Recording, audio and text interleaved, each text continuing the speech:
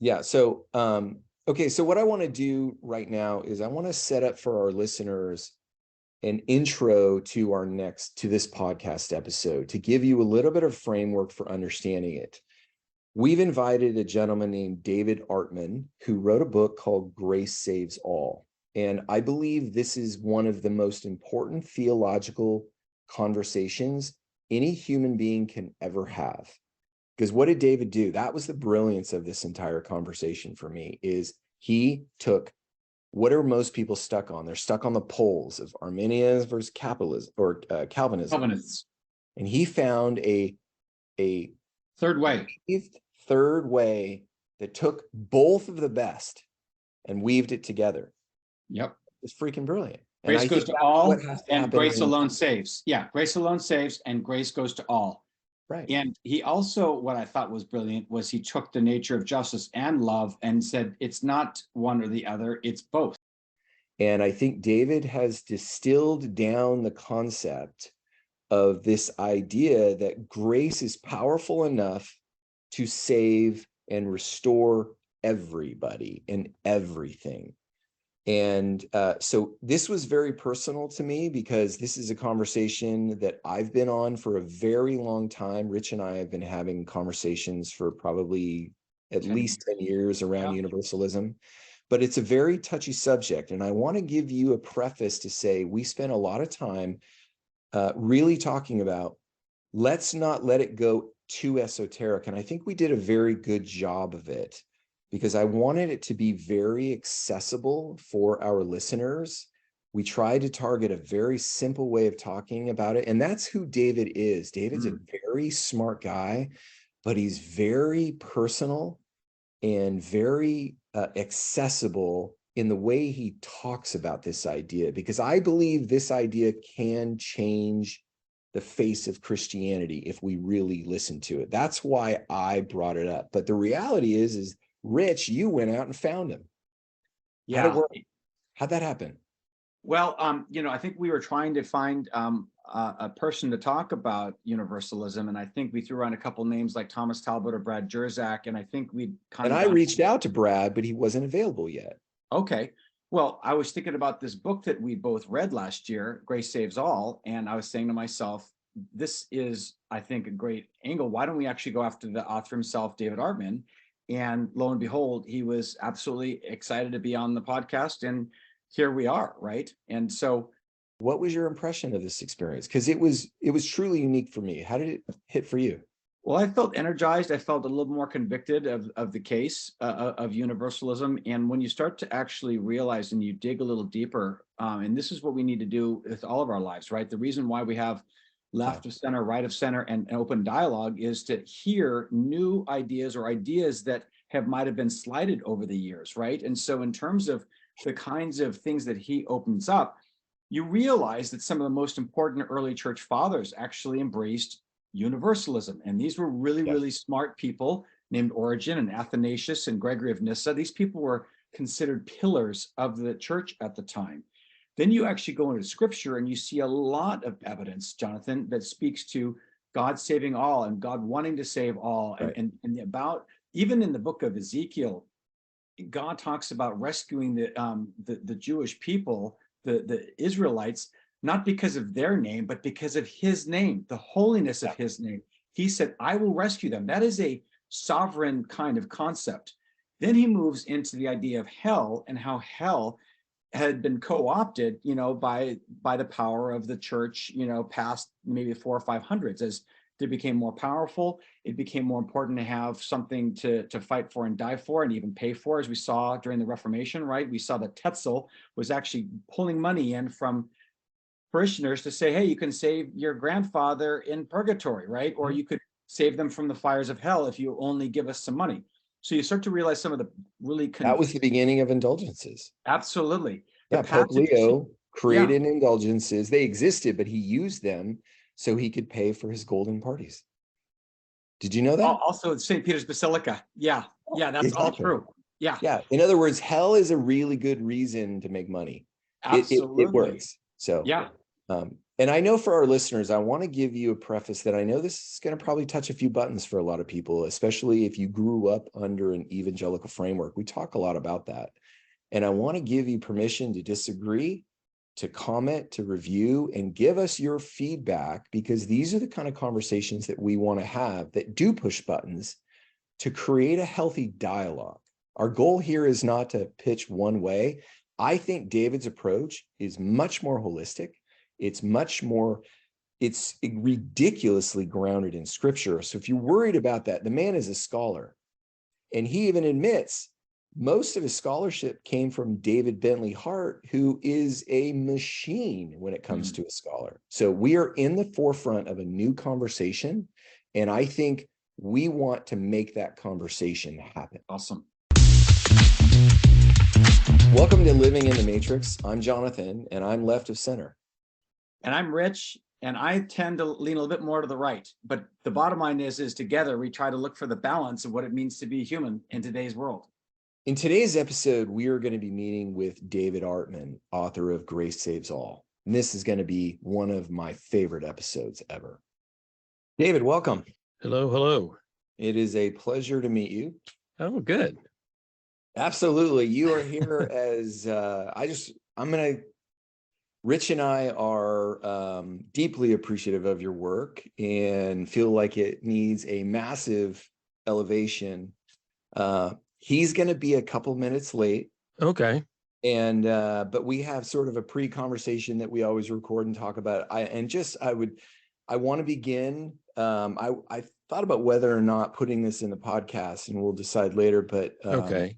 I just want you to know your book represented a watershed moment for me, because you were able to put into a very succinct form that everyone is saved. And it was so elegant. I remember thinking to myself when I read it, I was like, man, this is it. So I thank you. You helped me in a wonderful way to grow, because I always knew it was true, but I never could put it together theologically like you did. And it was so wonderfully perfect. So thank you. Well, you're welcome. It was sort of it was a labor of love, but it was also, I was thinking you guys are doing the Matrix, kind of theme.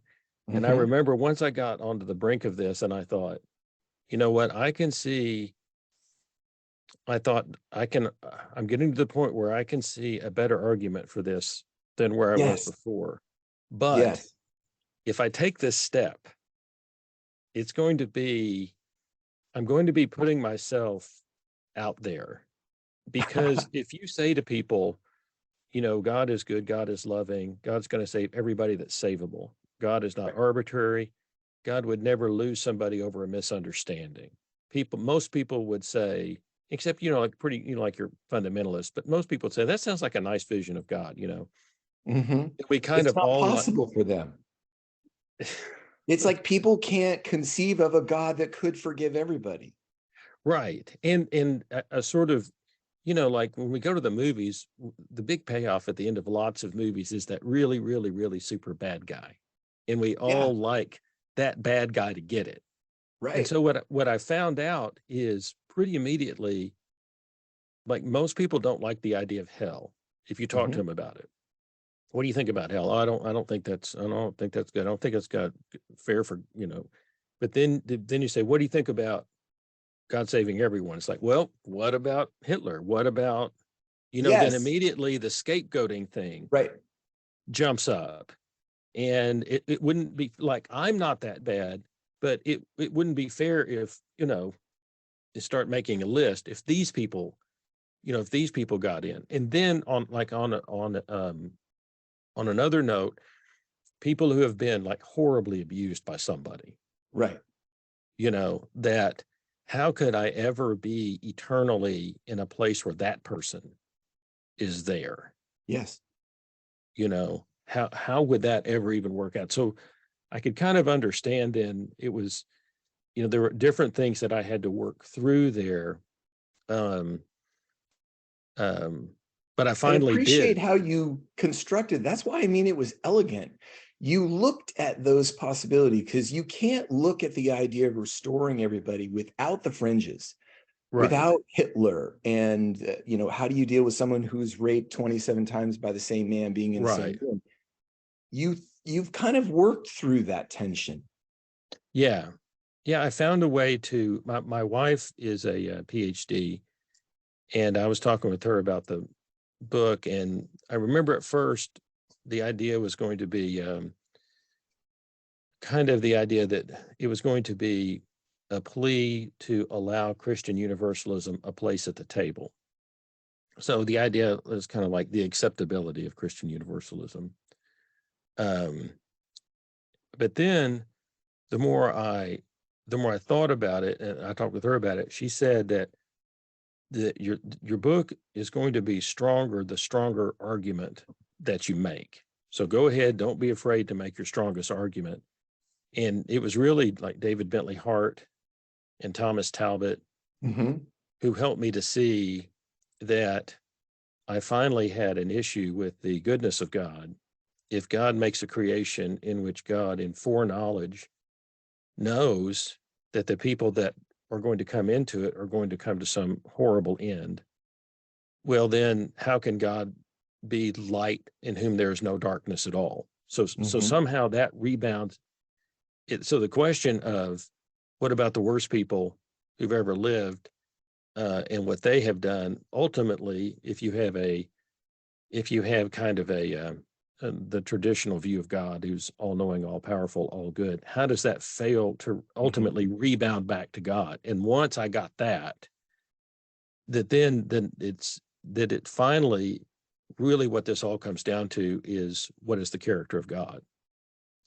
And that Yes. was working through all of that. And I guess if I had some ability, it is that I kind of know how the average person thinks. So I think that's why I wanted to start it with the idea the first word in all of this is grace, which is a nice word for people. It's like we all want to be on the side of grace. We all like that. And I just found myself wanting to be in a position in which I wasn't forced to make a subtraction from grace in one way or Love that another. idea.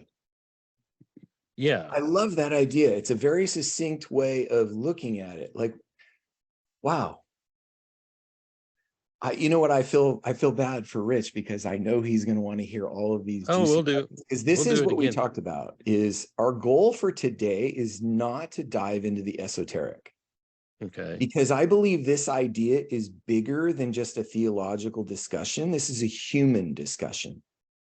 And our goal for this podcast episode is to make your work at a fourth grade level accessible. How can people grapple with this idea as a human being on their own terms? But we want to make sure that we don't get too esoteric that they can't understand it, because it would be both Rich and I have very long theological backgrounds. We're both very strong theological thinkers, but this idea is too important to get in that vein. That's what we really wanted to talk about, is the human side of this idea as well. We do want to touch. I have a million questions for the theology, but it's the human side, because I know from personal experience. So I wrote a book 12 years ago and basically ended up being my theology. And I didn't realize that until the day I published it. And I realized the journey of writing the book is more important than the conclusion. It was the process of learning courage to be integrous with myself. And did you feel that way? Did you wrestle with any of that kind of fear of what did it mean to like take a new stand that was different than what you were educated in?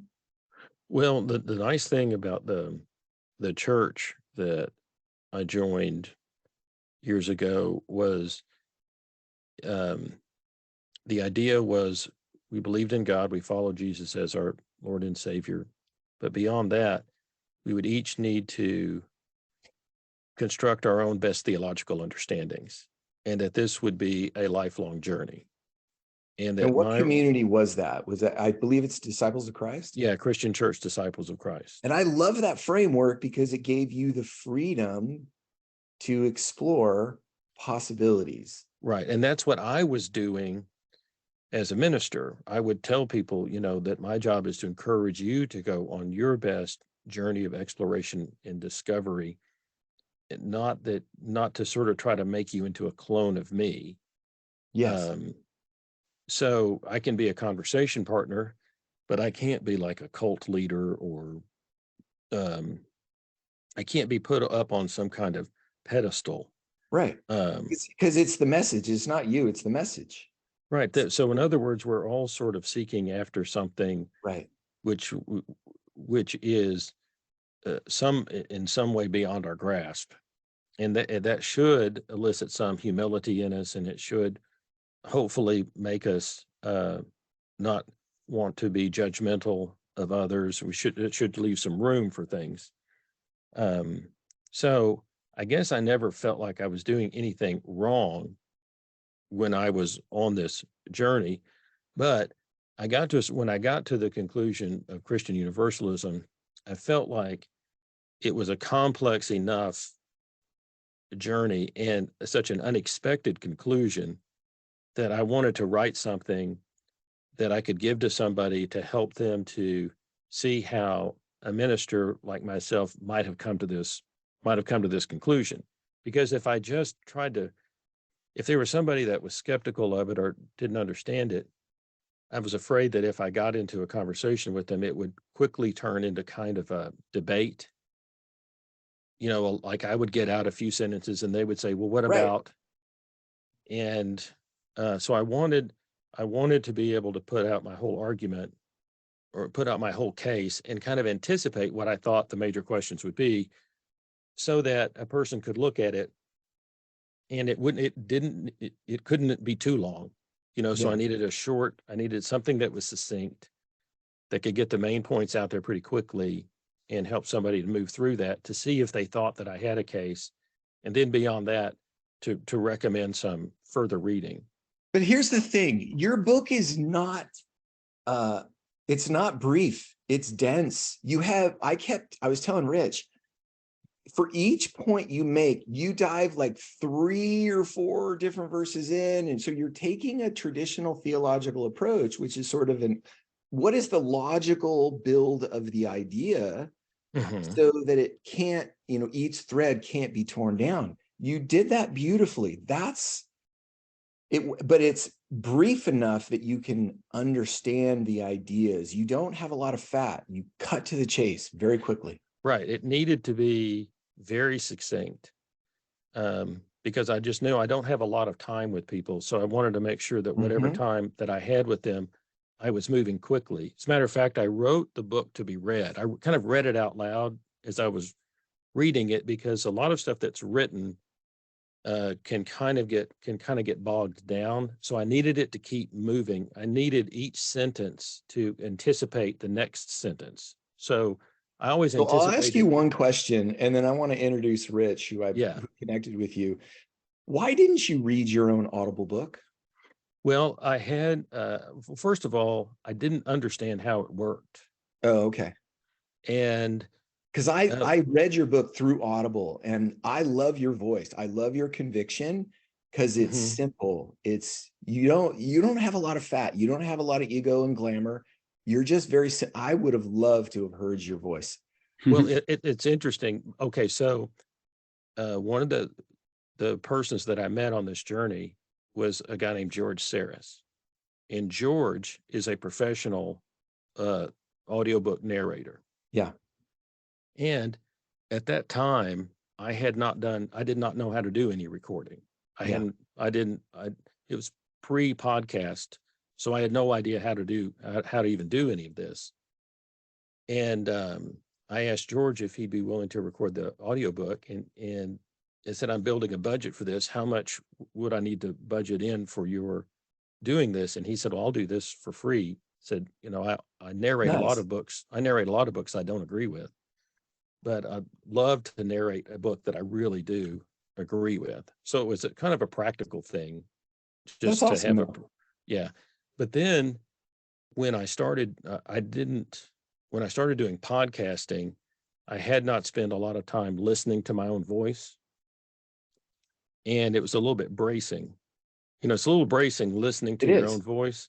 Yes. And so it took me a while before I got used to that. And also, I think I grew up in Texas. So I've got this sort of Texas accent that I can't get rid of.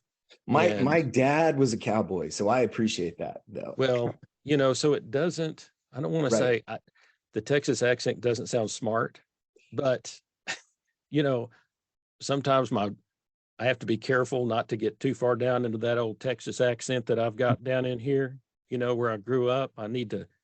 So I have to be, I have to, work on being pretty neutral. But what helped me find my voice for the podcast was I took a class on podcasting, and they said, when you podcast, you have to podcast, don't podcast to the whole world, podcast to one person, and then let the whole world listen in. Mm-hmm. And so I thought about it, and the person that I wanted to podcast to, I decided was a woman, early 30s, has gone through a divorce, grew up and went through the worst of evangelical fundamentalism. Her husband was abusive, and that was all a part of the whole thing that he felt like he could be that way because of the whole religious thing. So finally she gets out of all of that. She's got a few kids. She doesn't know if she even wants to believe in God anymore or have anything to do with Christianity, but she doesn't know what to do about the kids. And she started hearing some things about deconstruction and different ways of being Christian. And she heard about this thing called Christian Universalism. And so she just wanted to find out some information about it. So I imagine that she's got the kids to sleep. She put her earphones in, maybe the lights are off or whatever. She's just kind of relaxed. And she just needs somebody to explain this to her. And so that's kind of how I found my voice. And that's why the podcast is so gentle. I love your gentleness. Your gentleness, really underneath it is your conviction, which your Audible book is missing. His voice is great. Because I read all my books in audio. Right. But you have a conviction that can only come from the first person. And in listening to your podcast, that's how I felt when Rich and I were talking. It was like, I love this guy's voice. And so I want to encourage you going forward to let that out, because I think you've learned good things from your podcast. Well, I enjoyed, and then another thing that the podcast class that I took said was, if you're going to do a podcast and you consider yourself to be a content expert, then put your own information out there in the first, however many podcasts, and then go to the interviews. And so then that was like, oh, okay. Right. Well, David, you are of supreme in that category. You have crafted a tip of the point for an entire group of people who have been waiting for this to be done. That's what I really feel like. Well, thank you. Let me do this. Sorry, I apologize, Rich. So David, this is Rich, my podcast partner. We have been friends for 15 years, talking about this as one of our largest theological discussions we've had, is this idea of universalism. I've been a universalist for a long time, but I have been looking for, and Rich is my counterpoint. He's sort of trailing, but we have these wonderful dialogues. So Rich, why don't you say hello? Okay. Hello, Rich. Hello, David. Thank you so much for being on the podcast and taking interest in the actual discussion we're having today. I was just thinking about your winsomeness versus, let's say, David Bentley Hart, who is brilliant but can be so acerbic, right? And in fact, one of the podcasts, he's trying to tell you to look up the word desultory. That was funny. I misused the word in front of David Bentley Hart.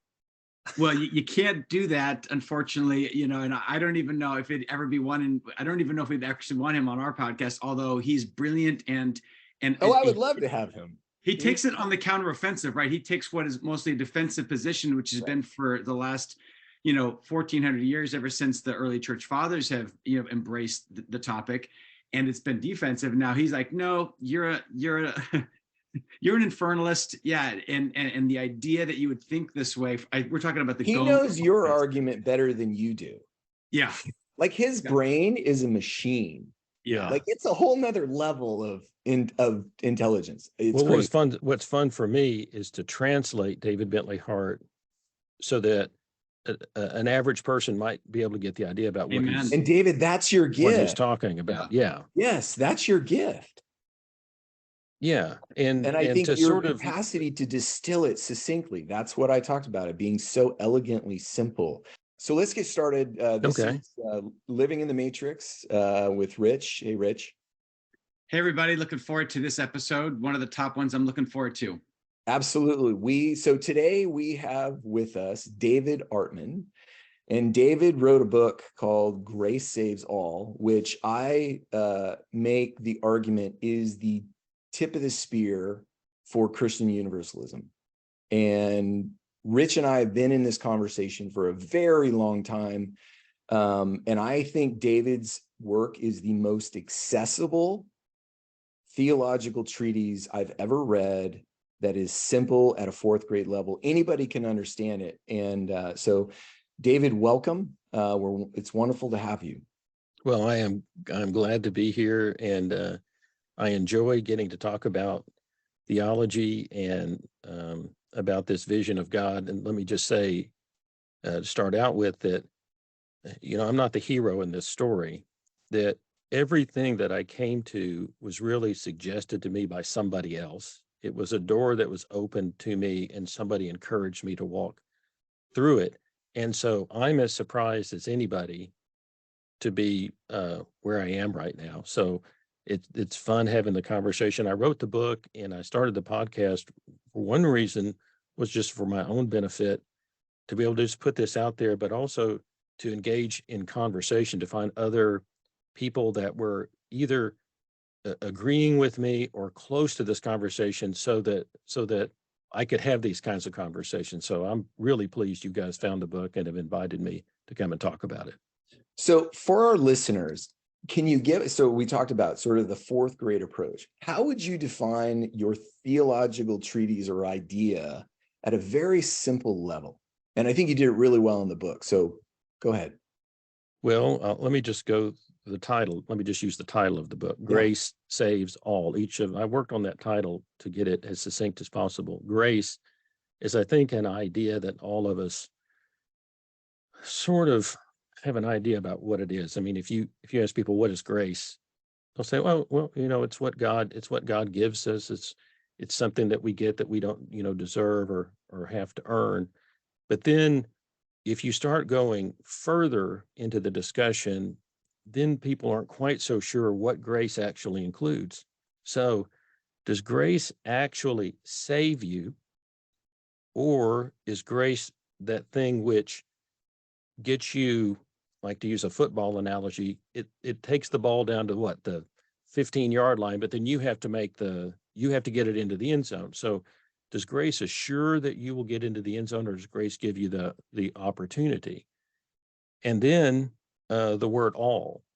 Well, does grace go to all, or just does it go to some? And that has been a discussion within Christianity. So I guess my idea of the book is that grace is not that which tries to save, but actually is able to save. It is saving. Yeah. And that it's not grace saves some, it's that grace saves all. And so that's what the book is about. It's that grace saves all. And I think what this does is it brings into view a God who is infinitely loving and full of wisdom, and in creation, but wanted to bring together an eternal family. And that all of us are God's children, and that in Christ, God has provided ultimately for the restoration of all of his children and all of creation. So that's what my book is about. Okay. So beautifully put. I was listening to that going, okay, that's really, you brought it down to really simple human terms. Okay. So, but one of the things we talked about before you got on, Rich, was sort of the journey to get there. What are the implications from your perspective in your journey of making that kind of statement?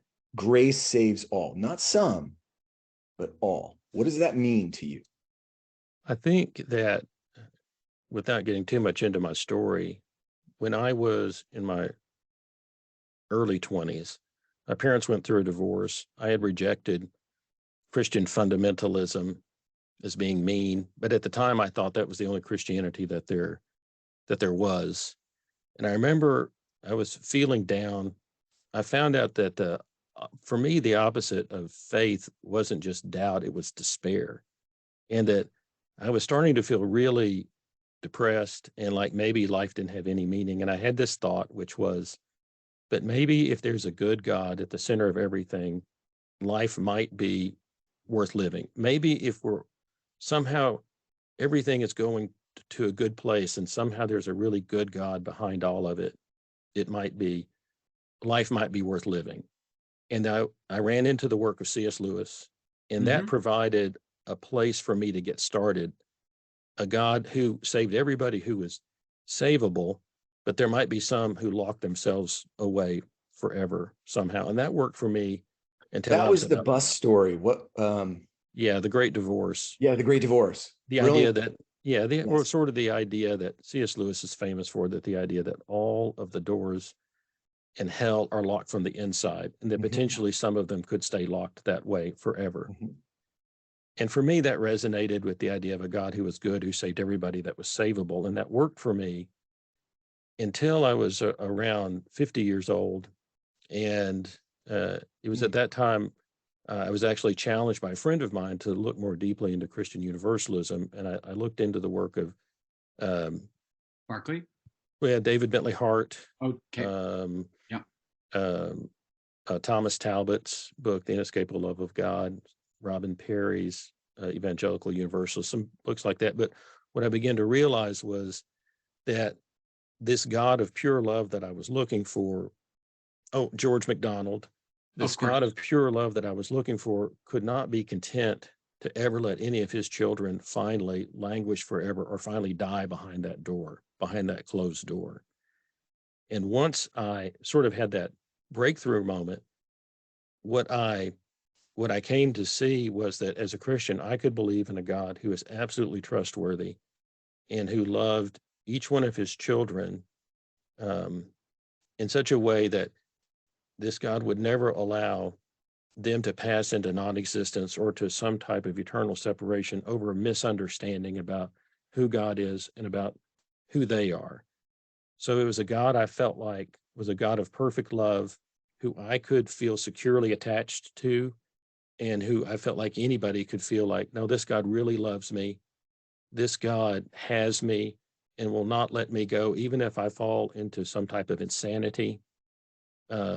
This God would not ever let my insanity have the final word in my existence. And once all that started working together, I think that was just the God of perfect love who saves all of his children was the basic idea that I came to.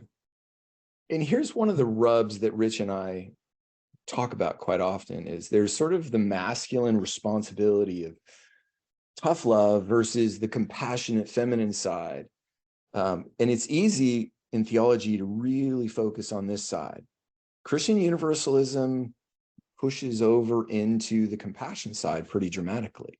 How did you reconcile that? Well, typically, if I was to say, well, God is love, what would be the pushback? Well, God is also just. Well, what if that's the traditional argument? Yeah, that's the pushback. But for me, what's the difference between the two? One is ontological, one is an adjective. God is love is ontology. God is just. He's not God is justice. God is just. That's an adjective. To me, the love comes through stronger than the adjective. Does that make sense? Well, yeah. And I got the idea is what if I could sort of give full strength to both of these? And really it was yes, that's a better approach. Yes. Right. Okay, so it was really Origen of Alexandria. And yes. and on smart guy. in his book on first principles, he was very adamant that God would never deny somebody's free will. That, in other words, that God would not rush somebody into the process of transformation, that it would have to be some kind of legitimate, real process that they were having. And it sort of reminded me of the parable of the prodigal son. The father there doesn't rush the son into his realization. He actually Yes. funds his journey and allows him to go however long he needs to until he starts to come to his senses. So it would be sort of like an absolute justice, but one that that took its time. Another story that I like is the story of Scrooge, and how Scrooge is shown progressively the things that he needs to see. They're hard and difficult for him to see, but he's shown what he needs to see, and he has the experiences that finally allow him to come to himself and to come to his senses. So it's the idea that God doesn't just wave a magic wand and transform somebody, but God would take them through whatever necessary weeping and gnashing of teeth that had to happen in order for the person to truly see themselves and to repent of whatever needed to be repented of. George MacDonald has this quote that I like. He said that the devil must come out, every hair and feather. Mhm. And so you're not going to get anybody more compassionate than George MacDonald. But if you read his work, the justice of God comes through just as clearly as does the mercy of God. But in the end, there's a final restoration. Mm-hmm. Okay, let's dive off that cliff for a second. Okay. How do you live in the same room with Hitler? Well, when I think about Hitler, the person Because he's that, the antithesis of one pole. right, Sorry. yeah. Well, there's some things about him. First of all, I think I might be able to realize that had I been raised in his situation and at his life, I thought I may have killed more people Exactly. than he did. Exactly. And in other words, in order to understand Hitler, we have to put ourselves in his shoes and realize his story is different than ours. Yeah. Also, I mean, I think Hitler, to me, when Christians bring up Hitler as the worst case scenario, Mhm. I think that's a little bit ironic, because where did Hitler learn his anti-Semitism? Well, one of the last books, I think the last book that Martin Luther wrote was The Lies of the Jews, incredibly anti-Semitic book. So he's kind of the father of, German religion. He writes this incredibly anti-Semitic book at the last of his life. If you look at medieval Europe, it was awash in horrible anti-Semitic tropes and stories about the Jews drinking the blood of their children and eating their children, just horrible. It's hard for us to really understand that world really existed, but the medieval Christian world created a lot of the animus that went into what Hitler believed and used in order to do what he did towards the Jews, and not just Jews, but a lot of other groups, gypsies, gay folks, so I guess what I would say is that Hitler had a lot of negativity, a lot of psychological bad things probably that built on his life. It got headed in a tremendously horrible direction and caused lots of issues. But when I look at then the larger picture, if I say that God is all knowing and all powerful, the idea that there would be a situation and a person like Hitler must have been foreknown by God. So God is not out of the picture here. And so in order for this to all work out, there would have to be some type of ultimate reconciliation in which Hitler and his victims could finally be together. And I would imagine that the road to that final point might take ages and ages, and it might take moments of personal reconciliation between Hitler and every single person that he affected adversely, which could, is millions of people. But if we're thinking about eternity, and we're thinking about a journey of restoration and reconciliation, finally, some way, I think we all have to be reconciled, we all have to admit maybe those. I was at a group the other day and we were having a discussion, and the discussion question was, are you the villain in anybody's story? And if we think back about that, probably through the course of our life, we are the villain in somebody's story. We've all had moments where we did not express love, and maybe we've forgotten those, but we need to be reminded of them. If we need to be, like George MacDonald said, the devil must come out every hair and feather. We need to have all of that come to the surface. Finally, we'll all, if everybody's to be reconciled together, we will all have to know and understand that everybody realizes what they've done. They've experienced true remorse and repentance over it. They are truly sorry. We've said and spoken everything that needs to be spoken to each other. And that sounds like an enormous thing to imagine that could happen. But I think that's part of, to me, it's just believing that God can pull off something that would even, I think of like the Truth and Reconciliation Committee that they process that they had. Yeah. Something like that. The TRC was one of the most incredible events, I think, in human history. Yeah. So I got my master's in organizational leadership, and we studied the TRC. I was the Truth and Reconciliation Commission. Yeah, the Truth and Reconciliation. It was so brilliant in its simplicity. Yeah. To create a space of reconciliation by confession and observance with the victim. And it was like in the public sphere, like it was incredible because it worked historically. So I could go on a million years about that. No, but that does kind of provide sort of a framework in which we could sort of imagine a possible path to get there. No, okay. So you talked about it, and Rich, you and I talked about this last night, is there's a part in your book of a gentleman, and I don't remember the name of the gentleman, who's recounting his experience with his own, seeing his own victimization of other people, that the hardest part about accepting God's love was that God actually could forgive him.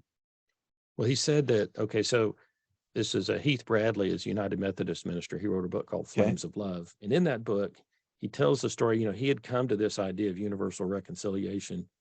But then he received a request to visit with a man who had been in prison. He was out of prison, but he'd been a child offender, and he can't go to a church because of it. But he wanted to meet with the minister, and he said that he really didn't want to meet with this guy. It was just something revulsive about it. But then he thought, but according to my theology, I am saying that this person, even though he is offended against children, somehow is still a child of God, and that ultimately there's some reconciliation that can take place here. So he goes to see him, and he said the guy turned out just to be a regular, average looking farmer type person. And the man said that as he got into his habit, I guess, and he started abusing children, he said that while he was actually doing all of that, he didn't feel very much. But he said that when he finally came to the point of having to realize what he actually did and to experience the forgiveness of God, that was the most painful experience that he'd ever had in his life. So he really experienced that weeping and gnashing of teeth. He really, it's not like having to come to terms and to see if you've done some incredible evil, exactly what that is and the harm you've exactly caused, just to actually see that and begin to feel it. He said that was when he felt the pain of all of that. So Heath just shared that is the idea that nobody is going to sort of get away with anything, that ultimately we will have to feel and experience the evil that we have committed to the necessary depth so that we will understand it, and we will know that if we were the victim, that the person who victimized us has experienced the depth of the suffering that they have caused and inflicted. That's powerful, David. And one of the things I was thinking about as I went through your chapters on authenticity and the early church fathers and how Rome kind of usurped what the amazing belief was, or whenever we talk about hell, or whether we talk about the Bible and all the scriptures that kind of point to universal salvation, I wanted to ask, and maybe it's too soon in this conversation, but where are people caught up the most, right? There's debates on. I think it's a great question. Yeah, That's a fantastic question. Yeah, where are people caught up the most? Is it the fact that I can't? You're talking, Rich, about theological Yeah. people who are disagreeing with the book, right? Yeah, I'm talking about. Hey, wait a minute. You're a universalist. Everybody goes to heaven. It's all namsy-pamsy, right? Oh, you're this, and nobody believes in this in 2,000 years, right? And so you can break those apart bit by bit and show these things. You even go into the difference between the sheep and the goats and the young goats, right? More like that prodigal son kind of feeling. And you have to put a little bit more nuance. There's nuance to everything. Yeah, but because what we ultimately want to come out of this, and what I'd love to be able to do, because I'm kind of a hopeful, I'm a hopeful, universalist, is I want to be able to find out how we can move this, right? Because the whole reason you're on this, we love people who are outside the status quo, whether it's brilliant neurosurgeons who are trying to say the way we've learned medicine, the way you've learned it, like not even 50% of it's valid, right? What we're saying is, guys, what we've been taught, what we've been experienced, even Origen, people bagging on Origen and claiming he was a heretic and even emasculated himself. They're using straw men and other ad hominem attacks as opposed to getting to the foundation of it. So for you, what's the biggest argument you think people need to overcome in their minds in embracing this? Because you've given so many strong components, right? Well, in the book, what I do is I say, what I want to start with, so let's first of all, let's talk about, I don't want to really jump to the hard hell question first. If that's what you want to do, right, probably we're not going to have a good conversation. Because hell you're going to have like to the elephant in the room. It's best to leave in the corner till you're all willing. Well, but let me, so first of all, I do want to say that before we get to the hard hell questions, that I did not want to be, Jesus talks about the Pharisees who lay heavy burdens on these heavy spiritual burdens on people. And so whatever I was going to do with Christianity, I did not want my message to be some kind of heavy spiritual burden that I was laying on people, that I wanted to be actually good news, and I wanted to be real grace. And so I didn't want to be in the position of subtracting anything. I wanted full strength for grace. And so that meant that I wanted to affirm the Calvinist position that grace alone saves. I also wanted to affirm the Arminian position that grace goes to all. I wanted to affirm both of those, which meant I was going to need to rethink I think we really want to affirm both of those, which makes it worthwhile to rethink what's going on in judgment. And also the idea of this, if we just think about our picture of God, is God truly a loving parent to all? If we can't affirm that about God, I think we've got a problem. Does God sincerely want to save all? Well, if we can't affirm that, I think we've got a problem too. If God really isn't loving and God really doesn't want to save all, okay, those are issues. So I really want to affirm those two things. I really want to affirm on the cross that, in Calvinism, society of limited atonement, that Jesus didn't really, the intention was never for his death on the cross, never really to be for everybody. Well, I wanted to sort of give full strength to the cross. I think that there was something that happened on the cross that was huge and amazing and applies to everybody. So let me bring that out, that perhaps on the cross, that Jesus covers the sin of all of humanity. And there's some really powerful verses in the New Testament that have to do with this. And then let's think about the sovereignty of God. Mm-hmm. I mean, there's if God is sovereign, that means that the ultimate outcome of creation is something that is not outside of God's capacity. So, and if God is all-knowing, that how that will end up is something that is not unknown to God. So like Isaiah 46:10, God is the one who knows the end from the beginning. There's also some passages that talk about God finally being all in all, which somebody like Origen, 1 Corinthians 15:28, and the early church fathers picked up on, some other really beautiful passages about the restoration of creation. So there's this sort of beautiful possibility of a picture of God in the Christian history, in the Christian tradition. The thing that makes it a problem, makes it all not work, is the idea of a hell of eternal separation. So now let's go there and let's look at some of these some of these verses that have to do with eternal separation. Well, once you start looking, there's really not that many of them. I mean, that's kind of the billboard, is that where are they? Well, there are not a lot of them. When you start looking at them, a lot of them have to do with a lot of things, but you start to realize that this idea that there is this hell of eternal torment has sort of been sitting in the background, and we've been reading that into it as if it's clearly there in those verses. But when you start to look at them, they're just not there. It's not there as clearly as we've been made to think it is. And if you'll just take, not even that much time at all, and take some time to even look into the original language even a little bit, you'll find out that there has been a long and rich conversation about these supposed verses that teach about this hell of eternal torment that kind of evaporate once you start just looking at some of the basic Greek terms and the historical terms. Like if somebody just investigates, like, what is Gehenna, what is Sheol, what is Hades, what does the Greek term aeon mean, what does the Greek term for correction, colossus, means? Yeah. Once you start looking, it doesn't take very much to, now with the resources that we have, anybody can get online and go to interlinear Greek, English, New Testament, and just look up any of these words. And pretty soon you'll find out that just a lot of the things that we thought we were told that in English translations made this all clear are not as clear as we thought they were. You unequivocally in the book says, I believe grace saves all. Right.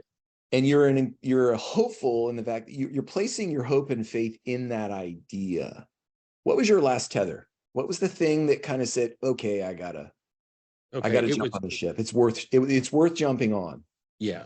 The problem that the main problem that I had all along was the problem of free will. I had always thought that God is good, and therefore God must give us free will, and therefore we must somehow have the ability to finally say no, or our yes doesn't have meaning. And I guess it kind of maybe comes into from the background of growing up, in the land of the free. Freedom is such this huge idea, and it just seemed to me that yes, that God would grant us our freedom, but part of our freedom was the ability to ultimately rebel in a final sense. And so that's what kept me from coming to a kind of a full-blown idea of a universal restoration. Really, it was reading Thomas Talbot's Inescapable Love of God and David Bentley Hart's That All Shall Be Saved, and really some essays leading up to That All Shall Be Saved by David Bentley Hart, that I came to realize that what I was working from a philosophical point of view is something called libertarian free will. And the idea that in order for any action to be free, one had to have the possibility to do otherwise. Okay, so that makes sense. The problem is that kind of falls apart once you get to the eschatological horizon. If you get to the point where you realize that I am God's child, God is my creator, and I've been created to be in this loving relationship with God and others. And I realize that it is 100% in my interest to enter fully into this relationship. And I realize that it's 100% to my detriment to walk away into annihilation or non-existence. Once I get to that point, I have actually become free. I could theoretically walk the other direction. There's no fence. There's nothing preventing me from doing it, really, but I have actually no inclination to go that direction. And so the idea is that when we're acting against who we are not free. We're actually a slave to sin.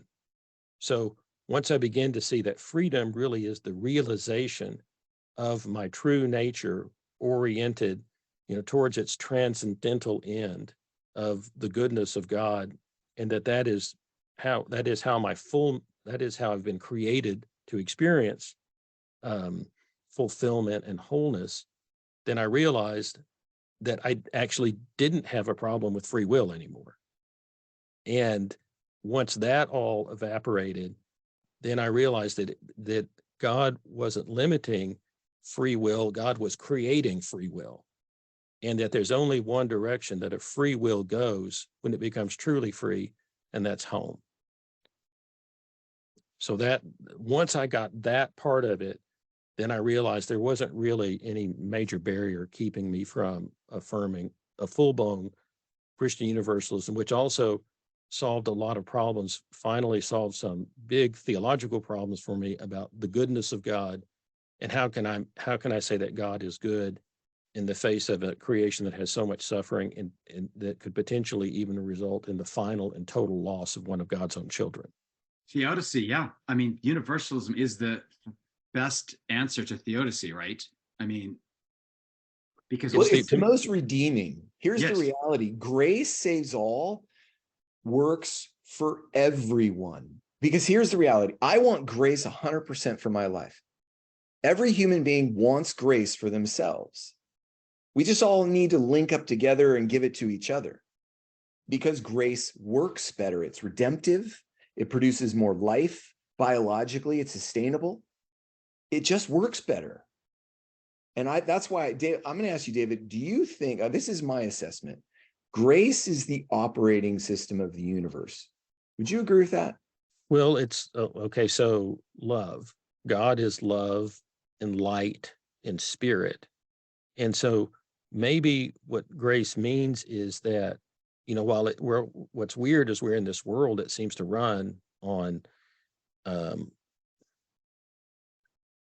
I don't know, violence or aggression or intimidation. It's a fake dopamine. That's what it is. It's running on all of that. So it's hard to really think that love could actually be the most powerful force in the universe. And I happen to live in northern Arkansas, and I'm close to the Buffalo National River. And there's some really high, beautiful bluffs that have been carved by the Buffalo River over millions of years. But just slowly, the power of water to transform and to reveal something incredibly beautiful, it's just that power, that slow working power that just moves where it needs to move and gradually does the work that it needs to do. Just that idea of that grace means that the love of God is just, it just continues to do its work powerfully, gently, but it's continuing to work and it's continuing to work. And finally, it will just win. It can't fail to finally win with everything and everyone. And that's when, like, the leaven, the idea of the leaven, that works all the way through the dough, the idea that the kingdom of God is this thing that's moving slowly but incredibly powerfully, and will ultimately redeem all of creation. That all of that started to make sense to me. So what did that, in that moment, because for me, when I finally said, okay, everybody, I realized I was letting go of any judgment, like exception. It's always the exception rule. There's got to be that one. Hitler is the exception. He's like, okay, we'll just keep him out. But in doing that, I'm keeping a part of myself out because there's always corners that I have to defend. And when grace saves all basically says there are no exceptions, so that I can't find one for myself. I think that's why God wins with this theory, is because you can't disqualify yourself.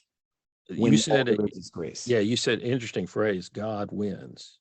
And that was a kind of an idea that started making sense to me, that there was God is not God unless God wins. Well, I think that that unless God actually succeeds in making a good creation, then God becomes what the Gnostics would call a demiurge. Becomes a failed creator who we look at and we say, well, you may have made this whole thing, but you don't appear to be good. So clearly there's still something transcendent to you. So that for me, in order for God to be God, God has to be transcendent in every imaginable way. And as you know, as I started to, it's natural to think, when you start thinking about salvation, you're concerned about your own hide. And then maybe you're concerned about the people that you love around you. And then maybe that starts, broadening out to more and more people. But what I started thinking about salvation is well, what does God want? It's God's creation. What is God wanting out of creation? And if what God wants out of creation is finally a creation in which all of his children and all of creation is finally reconciled back to God, then who's finally going to stop God from doing that?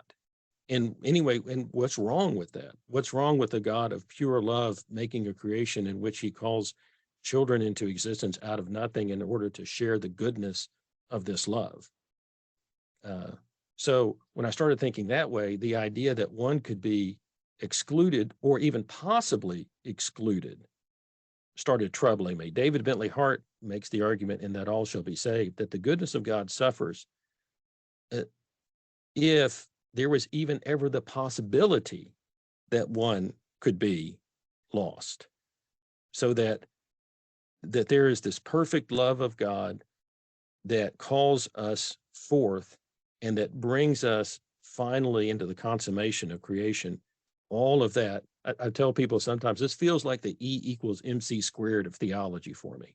It makes everything work together and fit together in a very powerful way. In a way, it was kind of like the reverse of the Matrix, because in the Matrix, Neo takes the red pill and he wakes up to this horrible reality. Well, this was like if you took the red pill and you woke up to like the most beautiful imaginable picture. It's like the reverse almost. It was the most beautiful, stunning picture and you could not believe how beautiful it really is, and that this is like the ultimate destiny of all creation. It's a beautiful matrix. That image allows you to see the kingdom of God. Because I believe when we operate in this idea of grace is universal, it covers everyone, my neighbor, the person I hate, myself. It allows me to calm my nervous system and go, okay, let's tap into creativity. What would God's kingdom actually look like here and now, not later when we die, but here and now? It transforms everything. And so I think, like, for somebody like you, what my book does is it's not really saying something new to you, but what it is it's bringing a sort of a clarity of expression that puts together things that you're thinking in a very powerful way. And so I'm not really telling you something that you don't know, but I'm putting it in a form that I guess that puts it together in a way that's very satisfying and is possible. It's exciting then because it puts it in a form that's possible to share with others. Yeah. Well, I think going back to my original point, I think it's probably the most elegant work I've ever read regarding this subject. It is the tip of the spear for me, because if I were to recommend it to anybody, best book I read last year, hands down best book. I remember reading or listening to it on audiobook and recognizing, okay, I knew this moment would come, that someone would put it together in a way that resonated with me. Because Rich and I are very deeply theological people. It's the pursuit of God. What does God look like? That's theology. And we've been in this conversation for 15 years, and you put together an image of God that was so full of grace. There was no argument in my heart against it. It was so perfect. I told him, I said, I agree with 99.9% of the things you talked about. And it was weird because it was like, oh, okay, it is there. Like you published it, it was there, it was on the table now, and it was now part of our lexicon to work with and say, this is a new conversation. Because I grew up an Arminian, became a Calvinist in college, and then went through a really heavy deconstruction period. But I knew deconstruction was not about just leaving everything behind. I needed to rebuild something. So I rebuilt my entire life. But the concept of grace is paramount. Is it the operating system of the universe? And you, I believe, made an argument that yes, it is. This is how it works. Yeah, and the fun thing about this is what I'm doing is I'm taking the most powerful part of the Arminian point of view. Yes. Which is that the Arminian view, God sincerely wants to save all, and God gives grace to all. In the Calvinist view, then, the grace that God gives never fails to save the one that God gives it to. So grace saves alone. Yes. So really what I'm putting together are parts of the Christian tradition. I think they got separated from each other historically because in the Middle Ages, the doctrine of eternal separation sort of got baked into the cake of Western Christendom, and it forced a bifurcation of our understanding of grace. So I think all I'm really doing is putting a vision of grace back together that got separated. But this picture of grace is not new to Christianity. We can see it beautifully expressed in the early centuries of it. David, do you think somebody can move from annihilationism to universalism? I think that was one thing. It was ironically, it was an argument from eternal conscious torment that helped me to do this. And here's the way this happened. When I had done a doctor of ministry paper back in 1995 on the 3 different views of hell. And so at the time I looked at eternal conscious torment, annihilationism, and universal restoration. At the time, there weren't as many good arguments for universal restoration as there are now. And so I wasn't persuaded. And so I ultimately back in 95 settled on annihilationism as that finally the ultimate end of the wicked would be that they would just cease to exist, because it seemed like eternal conscious torment was just problematic on lots of different levels. But I was reading a guy who was arguing for eternal conscious torment, and he said, if you look at Luke, the 15th chapter, that all of the things there that are said to be destroyed, the sheep and the coin and the sun, that there's a Greek word there, apolumai. And that so all of those, the sheep is said to be destroyed, but it really is still in existence. It's just lost. The coin is destroyed, but it's there somewhere. We just can't find it.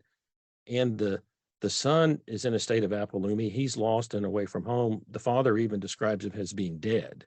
So I began to see that one could be even in a state of death, lostness.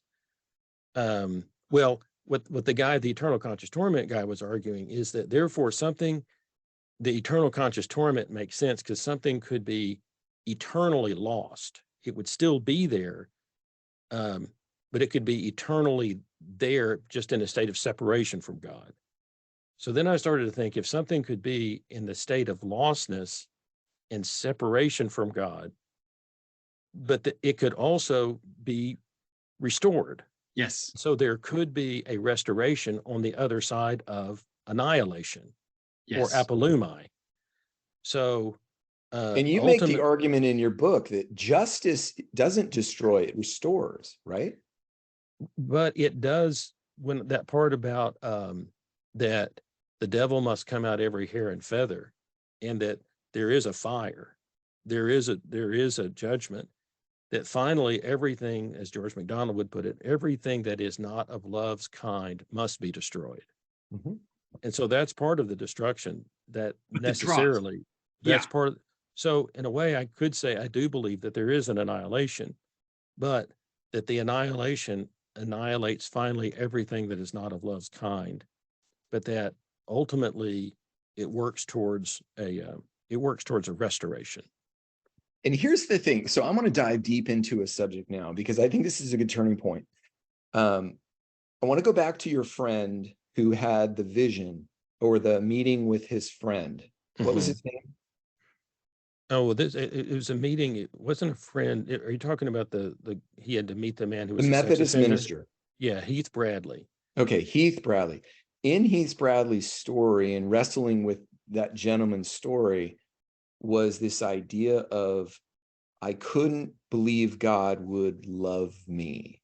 Because I think our own wrestling of our salvation is always, it wasn't Heath. Yeah, it wasn't Heath that couldn't believe that God loved him. It was exactly. It was the other gentleman. It was the, and I think the other gentleman represents the worst of who we could think we could be. Yeah, we're always trying to find the exception to God's love, so we can exclude ourselves because we're judging ourselves so harshly. And I think that's the mental health crisis we're experiencing as a humanity right now. Because I want to go back to, I grew up in probably one of the first mega churches in California. It was Los Gatos Christian, and we're 7,500 people. We were the mega church model for everybody. And we grew up with a very strong definition of discipleship and love, but hell existed. And I remember I became a Christian because I wanted to avoid hell. I wrestled with that concept throughout my entire life, even through young adulthood, of, am I saying the words right in the salvationist prayer? And it was always a fear of hell. And I now realize I was theologically traumatized. And I think there is a massive amount of people in the world who have been theologically traumatized by hell. Yeah, there is. And we better damn sure make sure it actually exists. That's an important thing, because this is our children that we're dealing. Yeah, there's this idea of secure attachment. How can I be securely attached to a parent that I can't trust? And then I think that the idea now that there's a complex PTSD, where if you just suggest to somebody enough times that, hey, honey, there's a God who may torture you forever if you don't get it right. Exactly. That fires up your whole system. And it also then can make you, especially if you're somebody that struggles with something, it can finally just get you to the point where you just give up and you just throw in the towel. It's like, well, there's no way I'm going to ever be able to please this God. I talked to one guy who had struggled with alcoholism, and he said just the idea that God was going to throw me into hell for being an alcoholic was all I needed to think in order to take the next drink. He had this sort of morbid kind of this idea that he was finally just going to, there wasn't anything he could do. He couldn't make it. God would never accept him. And that just drove him further and further down into despair. And so I think you're right that if you teach people this view of God, it leads to a lot of spiritual trauma. Well, I think in 2010, which is when Rich and I met, 2009 or 10, somewhere around there, deconstruction was a huge part of the emerging conversation. And that's what really kind of bonded us together, because I was really wrestling with, how do you reconcile a God who could send someone eternally? Most estimations, if it's just Christians, 90% of humanity ever existed has gone to, it's like, that's 70 billion people, I think, will go to hell under that construct. That doesn't make sense. It does not reconcile with love. Ever. Well, agreed. Ever. And that's hard, because we have these complex theological conversations in history. Well, was Luther just wrong? No, he just didn't have all the pieces of the puzzle together. And I think we are now emerging from this period. You published the book when? 2021? 2020. Yeah, 2020. Yeah. Yeah, and I read it 2021. And this is a new conversation. We are in a period where people are like, the fastest growing are the nuns, the people who don't want anything to church, but because they need a new story about God, one that is built on love. And grace saves all is the only way you can get there. It's the only way. We've had all the theological conversations in Arminian and Calvinism. They've been fighting each other forever, and there's no win in that fight, ever. It's not a win-win situation. Grace saves all is the only win-win there is. And that's what I think you beautifully made the argument of. Well, thank you. That was just, I get a lot of emails from people. And there was one person who emailed me, and then we ended up having a conversation. And just to say, I think this story kind of tells a trajectory that we're on. He said that he had grown up with the eternal conscious torment idea, and that he had an experience and kind of a revelation that just didn't work anymore. And so he got thrown into the world of deconstruction.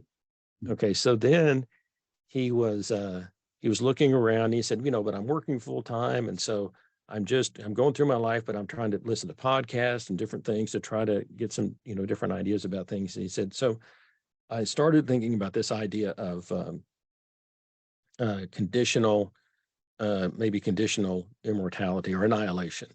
So as I said, I was looking at podcasts that have to do with that. Well, as I looked into the annihilation podcast, every now and then a podcast or an interview about universal restoration or universal reconciliation would come up. He said, but I didn't want to look at that. I didn't want to look at those. I was just wanting to see if I could get to annihilationism. So he started really getting all the arguments for annihilationism. And then he said there was a interview with Peter Hyatt, a YouTube interview with Peter Hyatt on how a conditionalist became a universalist. And so he finally said, okay, well, I guess I've looked into that. I'll look into this. And once he started looking into that view, he realized over a period of time that it actually had a superior way of handling things than the annihilationist position did. So I think what's happening right now is there's just a lot of people that are out there that are looking for alternatives. Yes. And they're seeing the arguments for annihilationism. They're going to see the arguments for universal restoration or universal salvation. And I'm glad that you think that my book is a helpful contribution to this. But now there are lots of resources out there for anybody that would want to look into the argument for Christian universalism. And it's such a powerful argument once you give yourself the time to look at it. So I'm pretty confident that over the coming years, that the debate is increasingly going to be between the annihilationism point of view or some kind of hopeful universalism and like a confident universalism that I'm talking about. And I'm thinking that we're going to start leaving the eternal conscious viewpoint idea in the mirror. We're going to leave that in the rearview mirror. And that that viewpoint is really going to be struggling. I mean, I can see how there's been a lot of people that have moved away from it. I can't believe in the last 20 years how many evangelicals have moved from eternal conscious torment to annihilationism, which would have been a forbidden move 20 years ago. And annihilationism is the corner case of free will, right? Well, it's just the idea that eternal conscious torment is so troubling that what about if the ultimate end is that people by their own choices finally degrade themselves to the point that there's nothing left for them to exist? That way, it's not really God's fault because God is just giving them free will. And each time that they choose against God, the part of them that's left to choose denigrates a little bit more until finally there's nothing left of them. And N.T. Wright, I think, expresses that. He doesn't really talk about hell in the depth of ECT, but it seems to me like when you lose your humanity to that level. But going back to your point, I think God truly wins, though, when he restores and he prunes and he brings back, as opposed to almost like, hey, he gives up on these people who just want to burn the world and we're just going to burn them too, right? That's actually not in his nature. His nature is to restore and to reconcile. And the reason why I asked you about annihilation earlier, David, is that, Pope Francis actually was hinting at annihilationism back in 2018. Supposedly he had a journalist he chatted with who kind of spouted out. And there was a lot of, him and Ahan. I think people tried to pull it back, but I truly believe that Francis is an annihilationist. So guess what, boys and girls, let's get on the bandwagon to try to help show him the light. And what an angle for strength and power, if that could ever happen. He probably gets excommunicated because there's too much at stake in the Catholic Church. But I mean, that was important for me to hear that, because it does show that there's stuff going on. I think that Francis even made some comments that led people to think that he might be affirming a kind of universalism, not just an annihilationism. And then there's a big debate about that because it might have just been an offhand comment that he was making to a reporter. Yes. An atheist reporter, in which it seemed like he was, hinting that there would be some kind of final, restoration or reconciliation. It seems like there's an interview too with there's this little child that goes up to Pope Francis and he asks him a question about his father who had died. And he gives him a very grace-filled answer. But I think that we're in an interesting time right now, because I think there's a lot of people who are kind of wanting to affirm a hopeful universalism, like in Catholicism. Hans Urs von Balthasar's "Dare We Hope That All Saved" affirms a very, very hopeful universalism, and people are either wanting to affirm that or an outright universalism. But then on the other hand, that's starting to scare people who feel like, oh, we need to circle the wagons, and it's time to defend. It's time to really, this is the time to take the last stand for tradition, at least as they understand it. So I think things are going to, I think that this debate is, we're at the beginning of, I think, a big debate, a big coming debate about annihilationism, hopeful universalism, confident universalism. I think a lot of people are going to be working through all of these issues in the near future. We need to have that conversation where we're having an honest, open conversation, because I think this is the vein that's been missing, that is going to offer a lot of life to the conversation. But people need the permission to still disagree, but still peer into that conversation and say, oh, that's why people need the freedom to have what you had, because there was a point where you didn't believe this, and then there was a point you did. And there's a lot of people that are still on that other side of the bridge. That's okay. Well, you just need permission in the space and the dialogue to help them get there. That's why I wanted to invite you on, because we need more of these dialogues in a big way, because they're fresh, they're life-giving. They help people see that God is more graceful than we've been giving him credit for. And if Christian community could return to kind of how it was in the early centuries and say, we are big enough to have this conversation again.